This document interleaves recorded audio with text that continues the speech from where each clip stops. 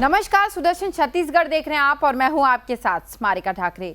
आज हमें बताते हुए बेहद दुख हो रहा है कि जो छत्तीसगढ़ धान के कटोरे के नाम से जाना जाता है, वहां से लगातार गौ तस्करी की खबरें सामने आ रही है। कांग्रेस शासित छत्तीसगढ़ में एक बार फिर से गौ तस्करी का बड़ा मामला सामने आया है और आज भी 300 से ज्यादा गौवंशों को बचाया गया है। कवर्धा के पिपरिया थाना क्षेत्र से सामने आया है गौ तस्करी का ये मामला।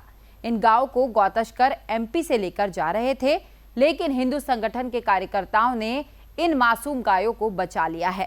पर सवाल यह है कि क्या भूपेश सरकार गौ तस्करी जैसे गंभीर मुद्दे पर चुप क्यों है और क्या गौ तस्करी के ऐसे मामले कांग्रेस सरकार पर सवाल खड़े नहीं करते।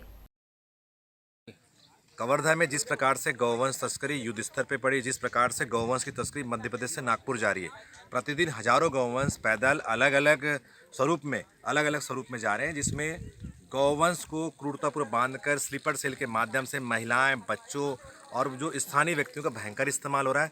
और ये दसरंगपुर थाने क्षेत्र में आता है, जो बिटकुली गाँव में यहाँ पे गौवंश को 300 गौवंश लगभग है। ऐसे कई टोलियाँ मध्य प्रदेश थ्रू महाराष्ट्र कत्ल खाने जा चुकी। चूँकि होली का महापर्व आ रहा है, बड़ी मात्रा में मीट की आवश्यकता है मार्केट में। उसकी पूर्ति के लिए गौवंश में चाहे भैंस हो, बच्चा हो, बछड़ी हो, जो गौ माता हो, सारी चीज़ों की तस्करी युद्ध स्तर से जारी है। गौपुत्र अपने अपने स्तर में गौवंश तस्करी लगातार रोकने का प्रयास कर रहे हैं, पर कहीं ना कहीं जो लोगों की उपेक्षा और प्रशासन की उपेक्षा की वजह से लगातार तस्करी और तस्करों के हौसले बुलंदी पे जब से कांग्रेस सरकार आई है, तो तस्करी की जो गति है लगातार बढ़ी है और गौवंश की लाशों में राजनीतिक खेल गौठान का सरकार का लगातार चल रहा है। जय श्री राम। अंकित द्विवेदी। कल मुखबिर से सूचना मिली कि बिटकुलीडीह दसरंगपुर थाना क्षेत्र में एक गांव पड़ता है बिटकुलीडीह, वहां पे करीब 300 गौवंश को लांजी के तस्करों द्वारा क्रूरतापूर्वक लेके जाया जा रहा था, जिसको गौ सेवकों द्वारा रोका गया है। और इस गांव में गौवंश को स्टॉक करके इसको गौठान लाया गया है और सुपुर्दनामा दे के FIR कर आगे 4 लोगों और 4 अपराधी को इसमें गिरफ्तार किया गया है और अंदर करने की कार्रवाई चालू है। नाम अंकित द्विवेदी, बजरंग दल जिला सहसा। छत्तीसगढ़ के दंतेवाड़ा जिले में कवासी पारा और बारेगुंडा क्षेत्र के जंगलों में नक्सली और पुलिस के बीच मुठभेड़ हो गई, जिसमें जवानों को बड़ी सफलता हाथ लगी है। जवानों ने 2 इनामी नक्सलियों को मार गिराया है।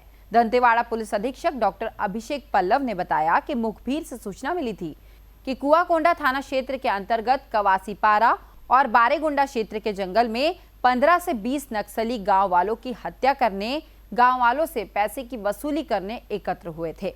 इस सूचना के आधार पर DRG दंतेवाड़ा की टीम को मौके पर भेजा गया, जहां पुलिस की टीम को अपनी ओर आता देखकर नक्सलियों ने जवानों पर अंधाधुंध फायरिंग कर दी। जवानों ने भी मोर्चा संभालते हुए जवाबी कार्रवाई की और इस फायरिंग में जवानों को भारी पड़ता देख नक्सली वहां से फरार हो गए।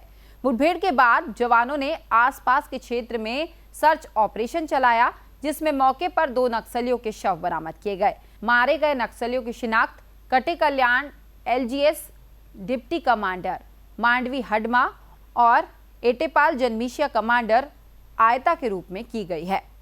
15 से 20 माओवादी कटे कल्याण एरिया कमेटी के आने की और गांव वालों को जहां लगा के कुछ लोगों की हत्या करने की और कुछ लोगों से पैसे वसूलने की सूचना हमें मिली थी, जिसपे दंतेवाड़ा DRG को भेजा गया। वहां पहुंचने के बाद नक्सलियों द्वारा DRG के ऊपर धुआंधार फायरिंग की गई। फायरिंग का जवाब फायरिंग से दिया गया। करीब 20 से 25 मिनट 1:30 बजे से लेकर 2 बजे तक फायरिंग चली। फायरिंग रुकने के बाद सर्चिंग में 2 माओविस्ट डेड बॉडी रिकवर हुई, जिसमें कि हडमा मालवी, जो कि कटे कल्याण LGS डिप्टी कमांडर था, 3 लाख का इनामी था, उसकी डेड बॉडी। बलरामपुर जिले के पशु चिकित्सालय कुसमी में दवाइयों की कमी की शिकायत मिलने पर संसदीय सचिव ने अधिकारी की क्लास लगा दी। मन से उन्होंने फटकार लगाते हुए कहा कि आगे से ऐसी लापरवाही कतई बर्दाश्त नहीं की जाएगी। दरअसल पशु चिकित्सालय कुसमी प्रांगण में पशु मेले का आयोजन किया गया था। इस दौरान संसदीय सचिव और सामरी विधायक चिंतामणि महाराज ने मंच से ही पशुपालकों और किसानों से वार्तालाप करते हुए समस्याएं जानने की कोशिश की कि तभी एक किसान ने बताया कि विभाग द्वारा समय से दवाई नहीं दी जाती है और बार बार दवाइयों की मांग करने के बाद भी दवाइयां नहीं मिलती और इसी वजह से उनके मवेशियों की मौत भी हो गई है। शिकायत के बाद तत्काल संसदीय सचिव चिंतामणि महाराज ने मंच से ही पशुधन विभाग के उप संचालक की क्लास लगा दी।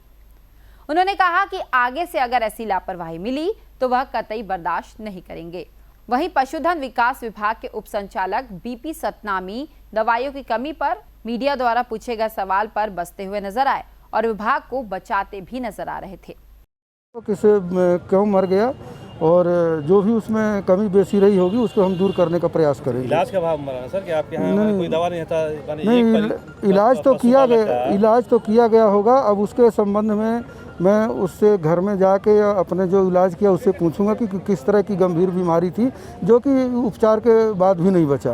अपने हॉस्पिटल में हमेशा सर दवा का कमी बना रहता है, क्या कारण? नहीं, हमेशा तो नहीं रहती है, कभी कभार हो सकता है, क्योंकि हम लोगों का जो प्रक्रिया है दवा क्रय करने का उसमें विलम्ब हो जाता है, तो हो सकता है कभी कभार दवाइयाँ ना रहती हो, लेकिन ऐसा हम प्रयास करते हैं कि दवाइयाँ हमेशा उपलब्ध रहें। पाटन विधानसभा के ग्राम टेमरी में सतनाम समाज द्वारा संत शिरोमणि गुरु घासीदास जयंती काफी उत्साहपूर्वक मनाई गई, जिसमें सतनाम समाज के महिला, पुरुषों और बच्चों द्वारा शोभा यात्रा भी निकाली गई, जिसे गांव में भ्रमण कराया गया।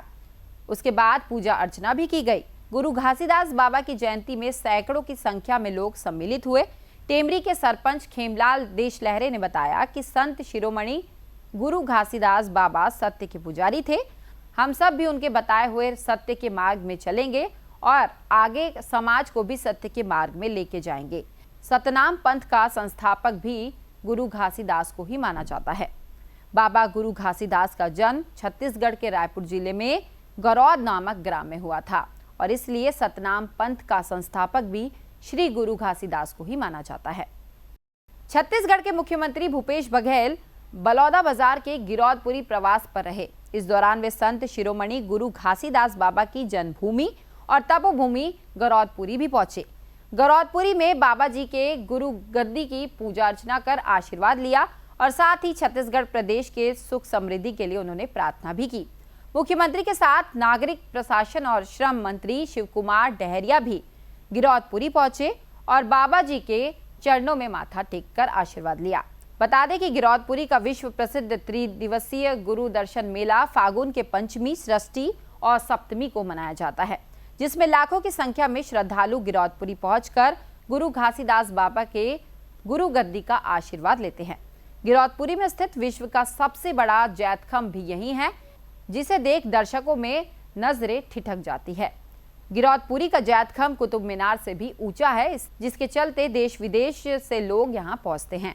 हर साल गुरु दर्शन मेले में विभिन्न सांस्कृतिक कार्यक्रम का आयोजन होता है, लेकिन इस साल कोरोना महामारी के कारण किसी भी प्रकार का सांस्कृतिक कार्यक्रम नहीं हो रहा है और रात में भी किसी को यहां रुकने की अनुमति नहीं दी गई है। विश्व प्रसिद्ध बस्तर फाल्गुन मेले की शुरुआत मां दंतेश्वरी की पूजा अर्चना करके की गई है। माता दंतेश्वरी सरोवर से पुजारी ने पानी लाकर मां दंतेश्वरी का अभिषेक किया, जिसके बाद दोपहर को मां दंतेश्वरी मंदिर से छत्र को लाकर मेनका डोबरा में कलश स्थापना कर विधि विधान से पूजा अर्चना की गई। आपको बता दें कि बस्तर फाल्गुन मेले की शुरुआत माता दंतेश्वरी मंदिर से माई जी के छत्र को पहले पुलिस जवानों ने सलामी दी, जिसके बाद माई जी के क्षेत्र मेनका डोबरा स्थित मावली माता देवी स्थल पर लाया गया, जिसके बाद पुजारी ने छत्र को मंदिर के अंदर विधि विधान से पूजा कर कलश की स्थापना की। फागुन मेले के पहले दिन दूर दराज से आए ग्रामीणों की स्वास्थ्य विभाग ने कोरोना जांच भी कराई। दंतेश्वरी मंदिर प्रांगण में कोविड-19 नियमों का पालन भी किया जा रहा है। उसके बाद ही लोगों को दर्शन के लिए भेजा जा रहा है। साथ ही वहां बहुत से समूहों का पंडाल भी दिखाई दे रहा है, जिसमें दंतेवाड़ा के कारीगरों द्वारा बनाया गया सामानों को भी बेचा जाएगा। प्रदेश की ऐसी सभी खबरों के लिए आप देखते रहिए सुदर्शन छत्तीसगढ़। नमस्कार।